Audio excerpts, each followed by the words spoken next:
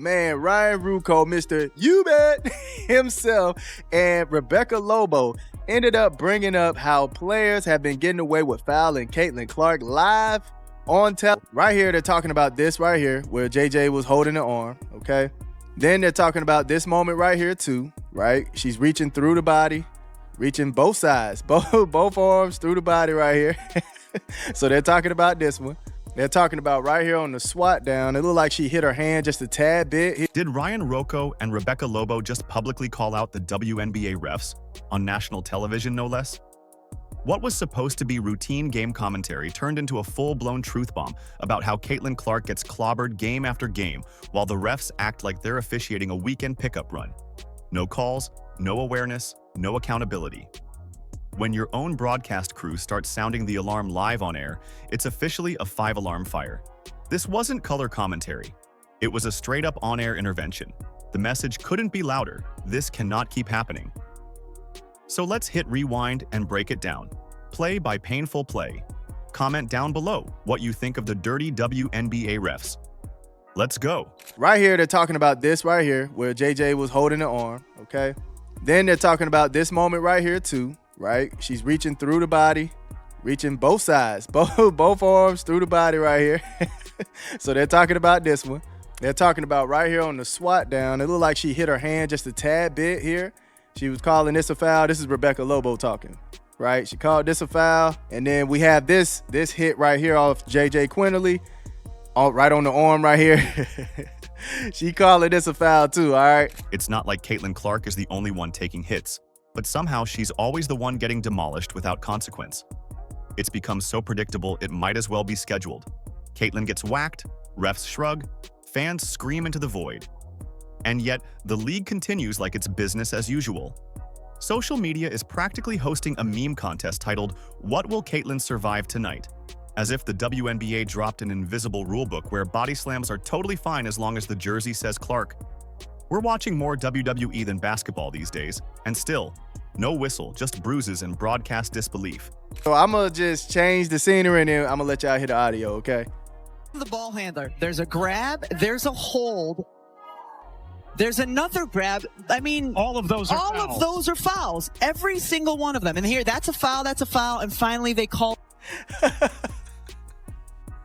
Yo, straight calling them out, man. Straight calling them out. And I expected it, you know, because they are straightforward and they speak highly of Caitlin. So when they see the nonsense, man, of course they're going to say something. And sure, all players deal with contact. But the way Clark gets hit, it's not physical play. It's borderline assault. Every game is a marathon of elbows, hip checks, and grabs. And while fans and commentators react with visible shock, the refs look like they're watching clouds drift across the sky. Caitlin's not just playing against defenders, she's playing in an environment where the rulebook changes depending on who she is. And the refs might as well be extras in a completely different movie. Not basketball, maybe an action movie, maybe Quidditch. But definitely not the same game we're seeing. Rebecca Lobo this past Sunday, Indiana Fever versus Dallas Wings on ESPN. When it comes to announcers speaking out, this might have been the most outspoken announcers have been when it comes to the egregious officiating, but more importantly, the non-calls. When Caitlin Clark is getting grabbed, getting held, getting yanked, getting hugged, getting hacked. Rebecca Lobo said, okay, Sunday, July 13th, I'm going to make sure it's my mission that when I start calling this game, I start calling a spade and holding these referees to the fire. And this isn't just paint contact we're talking about. It's not about scrappy play under the rim. Clark is getting battered from the moment the ball is inbounds. From one baseline to the other, it's 94 feet of unchecked chaos. She's not being defended, she's surviving. The whistle doesn't just go silent, it seems to evaporate. And in doing so, the officials have turned every drive into an experiment in how much punishment a player can take before they snap. At this point, you have to wonder if the refs are watching the same dimension as the rest of us. Finally, they're saying the quiet part out loud. It's a little bit hard to see. She's literally grabbing her arm. It's insane, and none of that was called. Finally, at the end of the one play, they called the foul because it was like indisputable. I mean, she got whacked on the arm and then gets hit to the ground. But they weren't going to call any of the other fouls leading up to it. But the icing on the chaos cake? The mind-numbing inconsistency. Some games, you breathe too hard on someone and it's a flagrant foul. Other nights, someone takes a flying elbow to the ribs and it's applauded as gritty defense.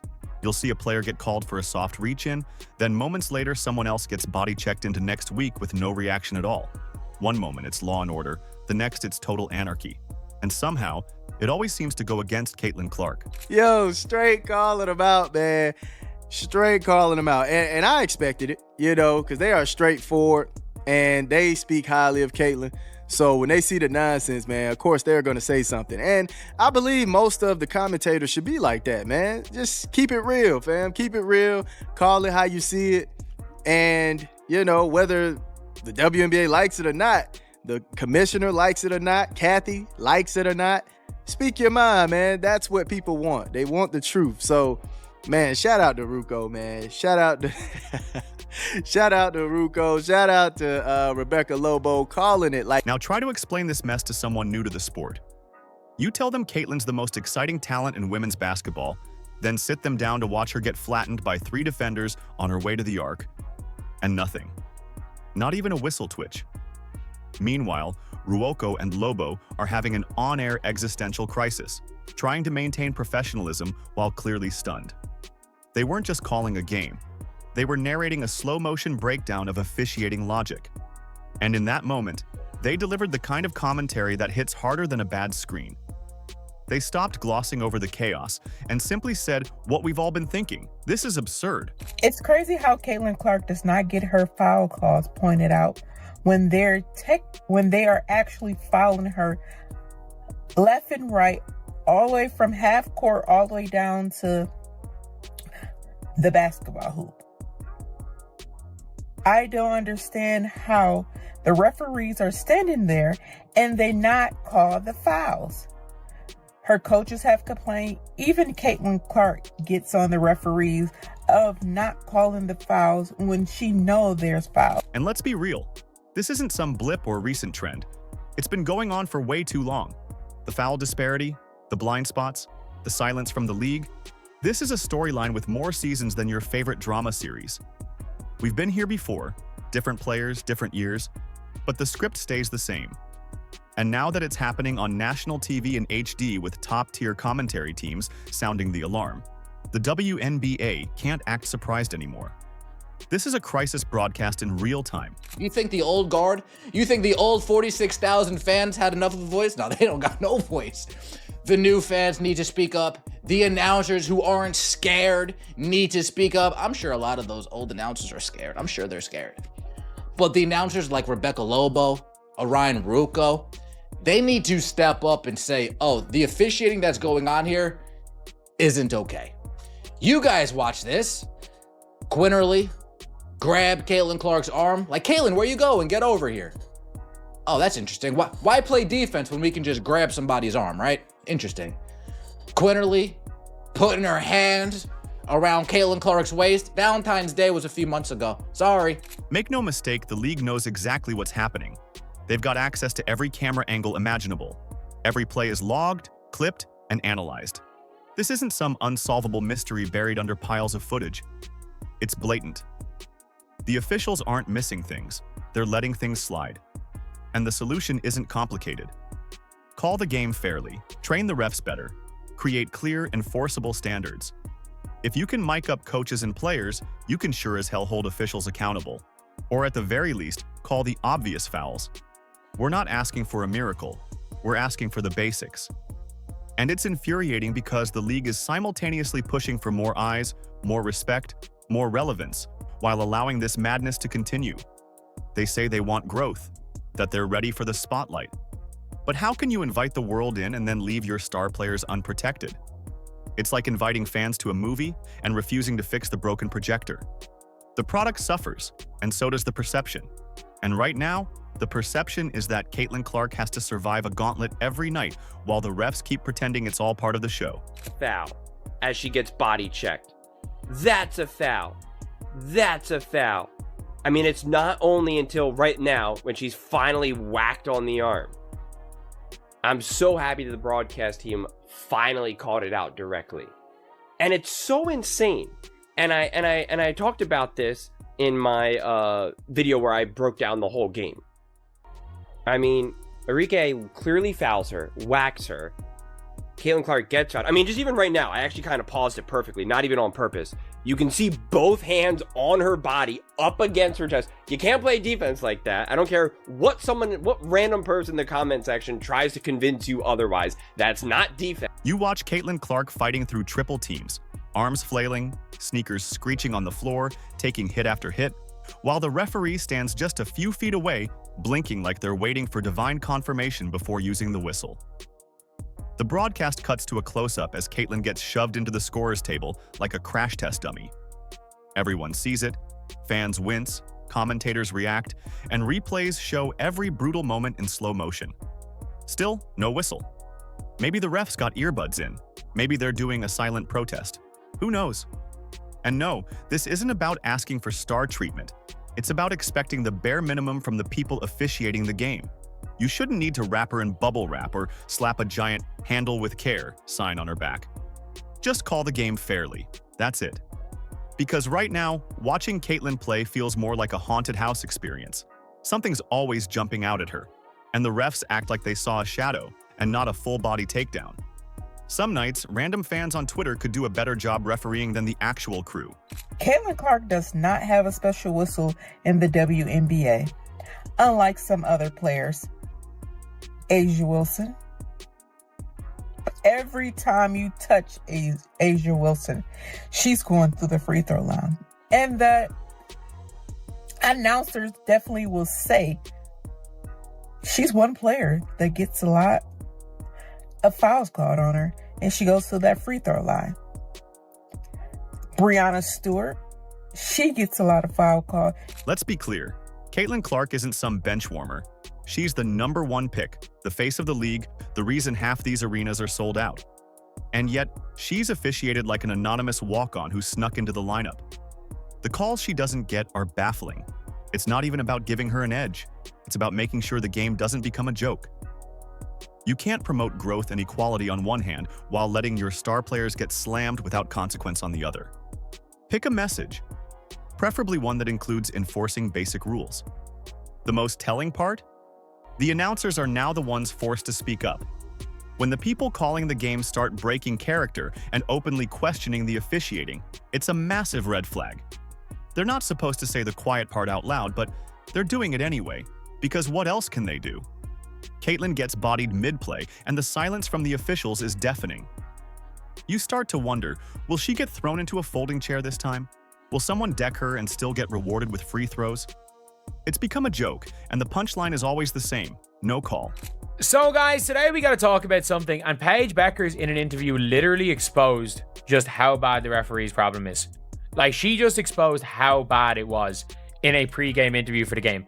I couldn't find the audio part of it, but Ryan Ruoco literally said she had to forget. So basically, she had to relearn how to play defense while fouling. So, you know, everything you learn about defense, how to play while not fouling, how to move your feet, how to do all this. She had to throw out all the good defensive fundamentals that she'd learned, and now she had to learn to go foul. Nobody's asking for special perks. All fans want is consistency. If one player gets a whistle for a bump, then so should the next. Even if that next player has 3 shoe deals and a billboard in Times Square. You can't just let people hack Caitlin like it's a wrestling match and pretend it's letting them play. That's not letting them play. That's letting them get punished for being good.